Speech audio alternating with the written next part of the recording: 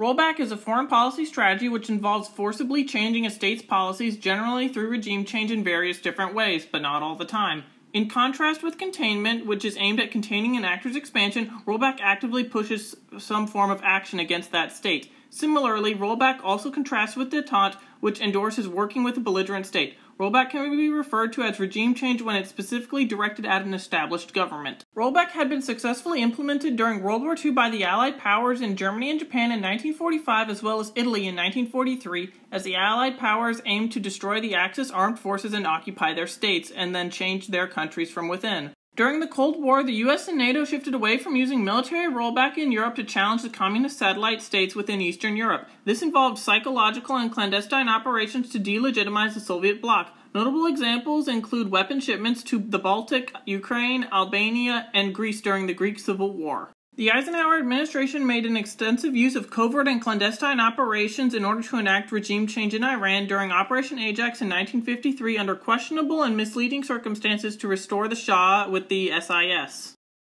President Ronald Reagan's administration saw the reintroduction and success of military rollback in 1983 during Operation Urgent Fury in Grenada, where the U.S. successfully overthrew a communist regime. A notable post-Cold War application of rollback was the 2003 invasion of Iraq, where Saddam Hussein and the Ba'ath Party were forcibly overthrown and replaced by the United States. During the Cold War, the U.S. considered using rollback during the East German uprisings of 1953 and the 1956 uprisings in Hungary. However, the Eisenhower administration decided against endorsing rollback as the U.S. did not want to start a war with the Soviets, as that was definitely on the table if the U.S. considered doing so. Rollback was also considered during the Gulf War of 1991, but the George H.W. Bush administration chose not to overthrow Saddam Hussein for stability reasons in Iraq. During the Korean War, the Truman administration and the United Nations officially endorsed a policy of rollback and sent UN forces across the 38th parallel to North Korea. However, this policy would fail, and Korea remains divided under separate governments to this day, as of 2024. Rollback was again attempted and failed in Cuba during the 1961 Bay of Pigs invasion, where Cuban exiles attempted to overthrow Fidel Castro with support from the United States government and the CIA.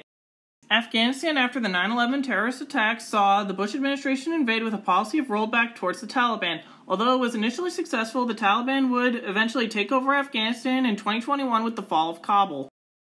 These were just a few examples of rollback using the United States as a prime example. Of course, there are plenty of other examples of rollback with other states, but this is just a brief overview of what rollback is.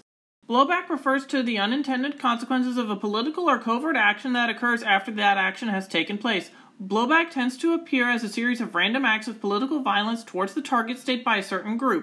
Blowback tends to follow an act of regime change, but not all the time. Regime change is not necessarily the only condition for blowback to occur. A state funding various groups or doing something that another group doesn't like can lead to severe backlash and blowback from that group as well as other groups.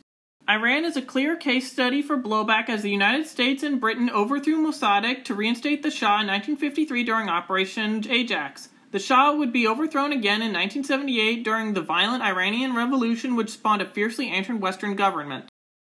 Nicaragua was another side of blowback, as the Reagan Doctrine advocated for funding pretty much any anti-communist group. The Contras were one such group, and they both were a brutal militant group and benefited from the drug trade. The Iran-Contra affair was where the U.S. sold weapons to Iran and sent the profits to the Contras. However, during this time, the U.S. was funding Iraq against Iran in the Iran-Iraq War, and when the Iraqis found out that the U.S. was selling weapons to Iran, they retaliated with the USS Stark incident, where Iraqi jets attacked the USS Stark. The Iran-Contra affair had a lot of other aspects to it, but you get the blowback angle here. Afghanistan is another case of blowback where the U.S. supported Mujahideen fighters against the Soviets in Operation Cyclone. However, some of these fighters would end up becoming part of Al-Qaeda and the Taliban. Pakistan would also heavily support the Taliban during the Soviet-Afghan War as well as during the Afghan civil wars that followed. And during Operation Inherent Resolve, there would be border skirmishes between Pakistan and the Taliban. After the fall of Kabul, Pakistan would be quick to recognize the Taliban rule, and a terrorist group within Afghanistan known as ISIS-K launched a terrorist campaign against Pakistan. So, blowback.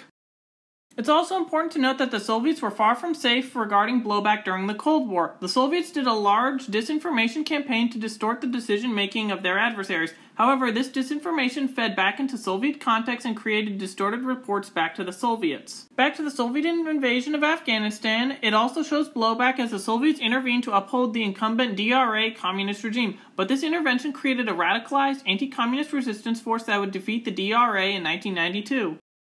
There are plenty of other case studies for blowback where the Soviets supported some pretty bad groups, which resulted in a hardcore anti-communist backlash within those countries. Just like with rollback, these were just a few brief examples to help describe blowback. Did you know about rollback and blowback before this video? What other foreign policy strategies would you like for me to cover? Write in the comments, and thank you for watching.